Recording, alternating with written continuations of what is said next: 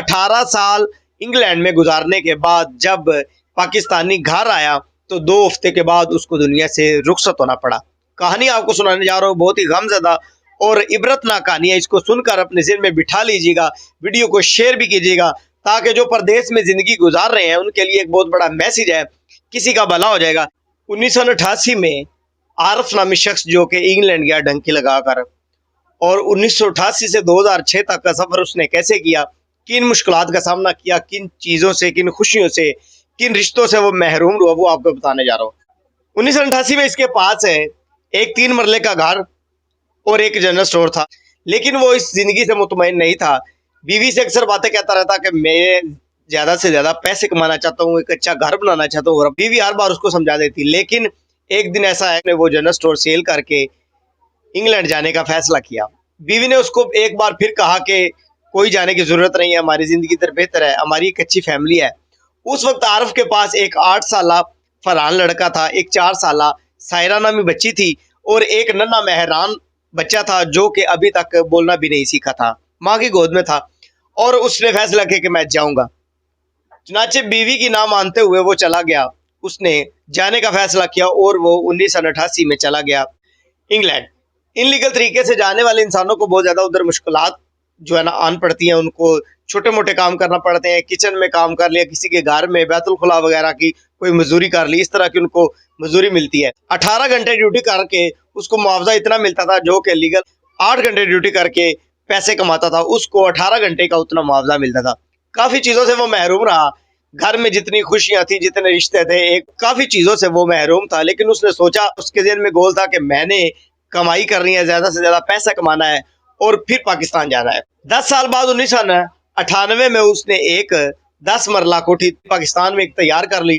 उधर ही मेहनत कर रहा था, अचानक उसकी तबीयत खराब हुई, दिल की कोई उसको तकलीफ हुई तो वो डॉक्टर के पास गया। डॉक्टर ने उसको कहा कि ज़हनी कोई भी परेशानी और कोई भी टेंशन लेने के बजाय जोर वाला कोई भी काम आपने नहीं करना, अपने आप को ज़्यादा से ज़्यादा रेस्ट देनी है, आपके लिए ख़तरा है।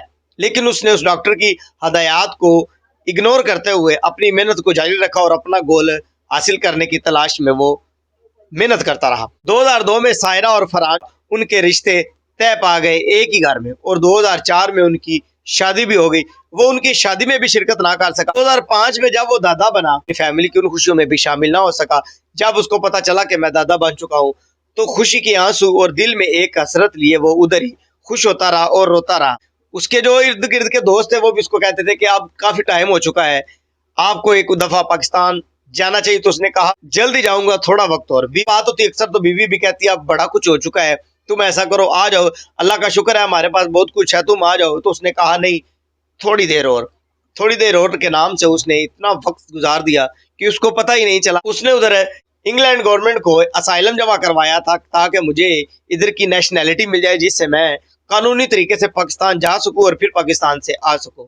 इस सारे स्ट्रगल के दौर में उसने अपनी ज़िंदगी के 18 साल थे, उसने बहुत ज़्यादा मेहनत की है, परदेश काटा, और 2006 में उसको असाइलम मिला।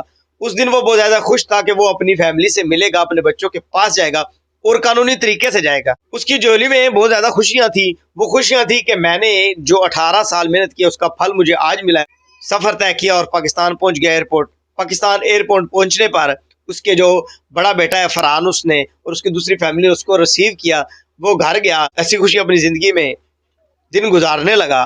बीवी की आंखों में कुछ शिकायत थी जो वो सिर्फ और सिर्फ वो आरफ ही पढ़ रहा था। औलाद जो कि शर्मा रही थी, औलाद को इतना भी नहीं था कि हमने अपने बाप के साथ कैसे मिलना है। इन चीज़ों से वो बहुत ज़्यादा महरूम था। लेकिन क्या हुआ कि अचानक 2 हफ्ते फैमिली के साथ गुजारने के बाद उसको दिल में एकदम से बहुत ज़्यादा तकलीफ हुई। उस तकलीफ के बायस उसको इस दुनिया से रुखसत होना पड़ा। रुखसत तो हो गया, लेकिन फैमिली वाले कहते हैं कि उसकी औरत ने एक दफ़ा ऊंची आवाज़ में चीख लगा कर रोई जब वो पाकिस्तान से परदेश गया, और दूसरी मरतबा जब वो इस दुनिया से रुखसत हुआ तो तब उसने ऊंची आवाज़ में चीख लगाई कि जिसकी दुनिया ही ख़त्म हो चुकी थी। अपने खावंद के बेजान जिस्म के साथ बैठ कर रो रही थी। मेहरान जो कि एक इतनी उम्र का बच्चा था कि जिसको रोना चाहता भी था लेकिन उसको रोना नहीं आ रहा था। औलाद जो सारी गमज़दा थी कि इतने सदियों बाद हमारा बाप हमारे पास आया लेकिन हमारे साथ खुशी के कुछ पल ना गुजार सका और अपनी सारी ज़िंदगी परदेश में हमारी खुशियों की खातिर गुजार दी। फरहान जो कि अपने बाप के बेजान जिस्म के पास खड़ा था, अपनी छोटी बच्ची को गले लगा कर कहता है कि मुझे खुदा की कसम है, जो करूंगा इधर तुम्हारे पास रह के करूंगा, औलाद से दूर होकर जो मुझे पैसा मिले वो मेरे किसी काम का नहीं। माँ भी रो रही थी, सारी फैमिली। ये एक ऐसी कहानी है कि जिसमें उस इंसान ने सारी जिंदगी परदेश में गुजार दी, बच्चों के मुस्तकबिल के लिए गुजार दी, और आखिरकार उसको अपनी फैमिली के साथ खुशियां मनाने के लिए चंद दिन भी ना मिले।